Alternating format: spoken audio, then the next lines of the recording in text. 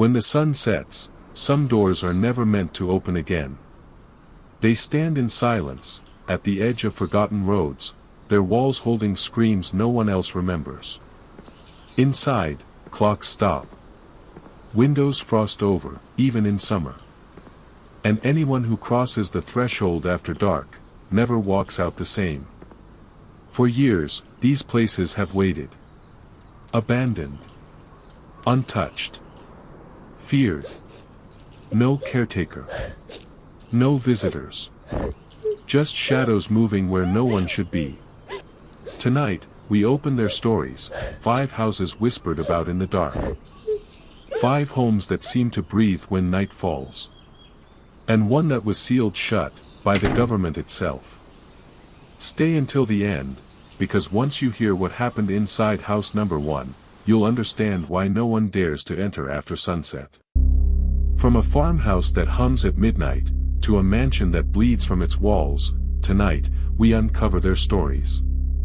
Each one carries its own silence. A silence that breathes. That listens. That waits. We've spent months tracing the ruins, following whispers left behind by those who went too close. Locals refuse to speak after dark. Even the police reports end without explanation, just a line that says, "No further entry recommended." 5 houses. 5 legends. 5 warnings written in the dark. You'll hear the sounds they heard, see what they saw before they ran, and understand why every door inside these places still closes on its own. Which one would you dare step into? The weeping farmhouse? The house of mirrors? Or the one the government buried under silence? Comment below when you've made your choice. If you still can. Our journey begins in the countryside, where the roads turn to dust and the air carries a strange kind of quiet. Locals call it the Weeping Farmhouse. A forgotten home resting between 2 dead trees, miles away from the nearest light.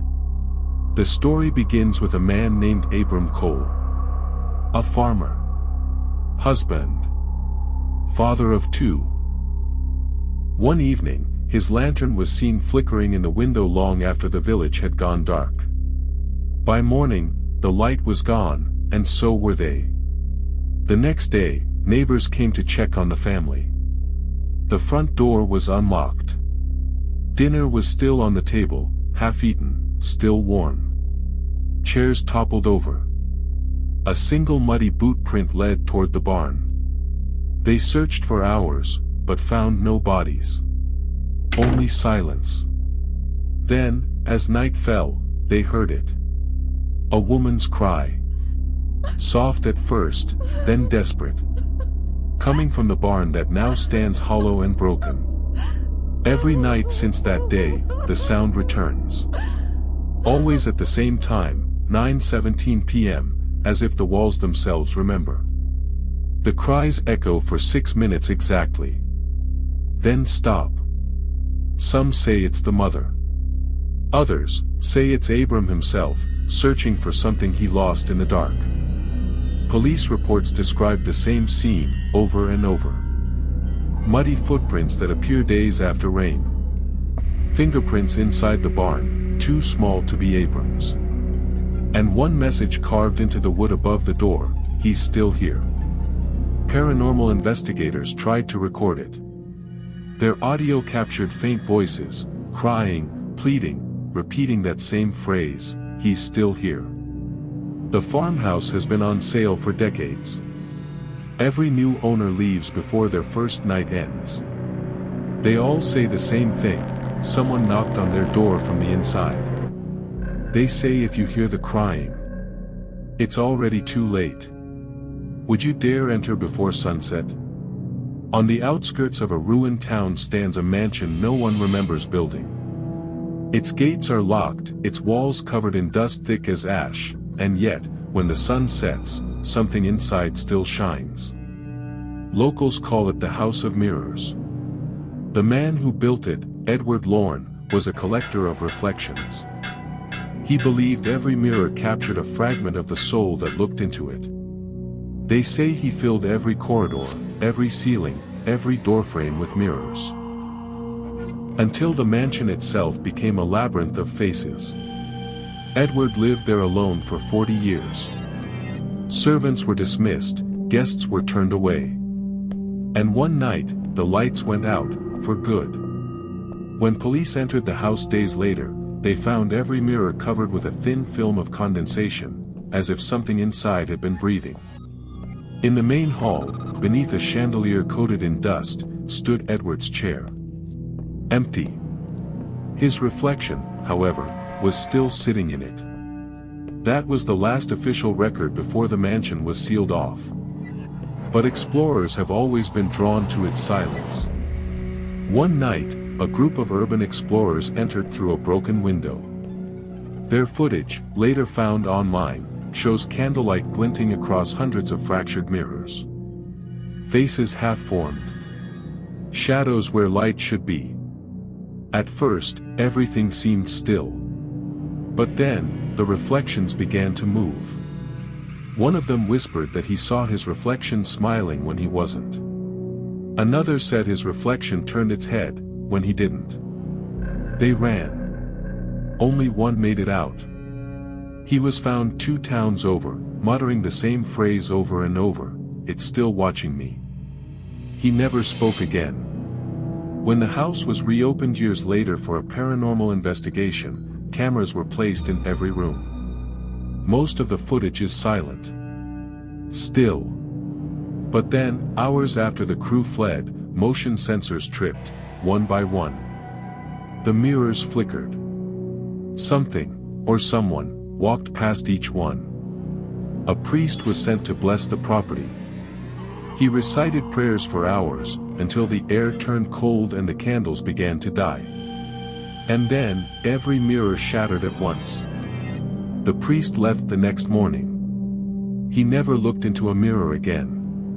Not even his own. They say at sunset, the mirrors don't show you anymore. They show what's waiting for you. If you looked into that mirror, what would stare back at you? On a lonely hilltop near an abandoned railway line stands what's left of the burned widow's home. The house has no roof now. Just the black ribs of a frame, charred and broken, silhouetted against the sky.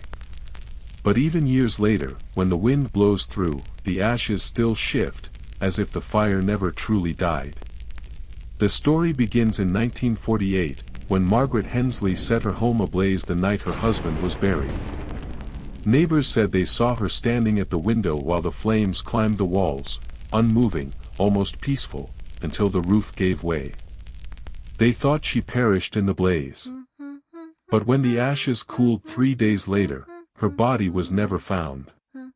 Since then, the ruins have remained untouched.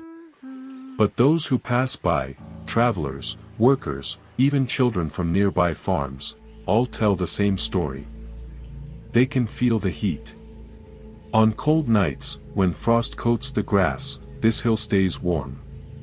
If you stand too close, your skin prickles. And sometimes, you hear her, that same soft humming, moving between the walls that are no longer there. Investigators who've come to document the ruins speak of strange malfunctions. Cameras overheating. Batteries draining in minutes. One crew reported their metal tripods glowing faintly red, as if they'd been near open flame. A firefighter who survived the original blaze said he heard a voice from inside the burning house that night. A voice, he swore, that wasn't screaming for help. It was whispering. Calmly. Saying, "Leave me in the flames." For decades, no grass has grown around the foundation. Only scorched earth and blackened stone remain. Yet even there, investigators found something they couldn't explain, footprints of ash leading away from the ruins. The prints went on for 20 yards, and then stopped. No signs of struggle. No continuation. Just the last step, frozen in dust. Some say it's Margaret. Still walking the halls she burned. Still waiting for her husband to come home. Others say the fire itself is alive, feeding on the air, waiting for the next soul brave enough to breathe it in. They say the fire never went out. It just waits for more oxygen. Would you step inside, knowing the air still burns? In the heart of Eastern Europe, deep beyond the broken roads of an abandoned village, stands an estate locals refuse to approach after sunset. The building is old, over 2 centuries at least, its stone facade cracked, its windows hollow. The front doors hang open like a mouth that's been screaming too long. It's called the Bleeding Mansion. At first glance, it's just another ruin. But at sunset, something begins to happen, something no one has been able to explain. From the corners of the walls, from between the bricks, a red liquid seeps through the plaster. Thin lines at first, like veins beneath the skin, then thicker, until the walls glisten. Those who have seen it describe the same smell, metallic, heavy, like rust and earth. Some say it's blood. Local officials sealed the property after several reports circulated. Scientists were called in to collect samples. They took vials, photographs, notes. But when their reports were due, nothing arrived. Their offices were found ransacked. Laptops wiped clean. Every trace of their findings, gone. The mansion stands silent during the day. But when night falls, those who live near it claim to hear a heartbeat. Slow. Faint. Thudding through the earth itself. It starts softly, once every few seconds, then quickens, echoing through the structure as if the house itself is alive. A man who lived nearby recorded one of these nights. He set his camera outside the gate, pointing at the windows. The footage, when slowed down, revealed something moving, inside the walls. Long, slow movements, shapes pushing against the plaster from within. Not human. Not animal. As if something trapped beneath the surface was trying to breathe. Locals whisper that the mansion stands on cursed ground. Centuries ago, this land was home to a plague hospital. Hundreds died within days, their bodies buried beneath the foundation without last rites. The story goes that the walls were mixed with their ashes, and that every drop the mansion bleeds is the memory of those who were never mourned. Visitors who have entered after dark report more than just the dripping. They describe handprints forming on the walls. Shapes pressing from the other side. And when they turn to leave, they find streaks of red forming on the doorframes. Fresh. Warm. No one has ever stayed long enough to see when it stops. They say the house bleeds to remember. And it remembers you once you've seen it. Would you still record, if the walls started bleeding? Deep within a remote forest, miles beyond any mapped road, there stands a structure no one is supposed to know exists. Its perimeter is fenced with rusted wire, its gates locked and overgrown. Signs along the path bear no words, only symbols, warnings erased by time. Locals call it the sealed house. The government has another name for it, one they refuse to release. It was first discovered in 1986 by a research team studying magnetic anomalies in the area. The team entered on a foggy afternoon, and never came back. Days later, helicopters were seen hovering above the tree line. Trucks arrived at night, headlights off. By morning, the site was fenced off, and officially erased from maps. All that was ever recovered were their cameras. What those cameras showed has been debated for decades. The footage begins with ordinary exploration, flashlights cutting through darkness, quiet chatter, the sound of boots against concrete. Then, distortion. Lights flicker. The lens shakes. A voice, female, whispers, "Do you hear that?" Moments later, the screen fills with blinding light. Muffled screaming. Something moves across the frame, a blur that seems both behind and in front of the camera at once. Then, static. The footage ends there. For years, the government denied any knowledge of the incident. Requests under open record laws returned blank pages. Those who tried to investigate further received visits, quiet warnings to stop asking questions. Still, the stories spread. Hunters who camp near the area say the forest hums at night. Like electricity. Like a generator running underground. Drones flown overhead lose connection midair and fall, their footage corrupted by an audio frequency too low to be human. But once, one file surfaced online. It appeared briefly on a forgotten forum, before it was taken down. The title read, "Recovered Footage, Experiment House." The final clip was only 13 seconds long. Flashing lights. Walls moving like lungs. A single voice, male, whispering, terrified. "It's looking at us. No one knows what's inside." But sometimes, when the wind is right, you can still hear the humming. 5 houses. Pause, faint heartbeat under the silence. 5 warnings. From the farmhouse that still cries at 9:17, to the mansion where your reflection doesn't follow you back. From the hilltop that never cools, to the walls that bleed when the moon is full. And the sealed house no one is allowed to enter. Some doors, creaking door sound, should never open. But if curiosity calls, heartbeat gets louder. Make sure the sun hasn't set. You're already inside. If this story kept you awake, hit the like button before the lights go out. Which house haunted you most?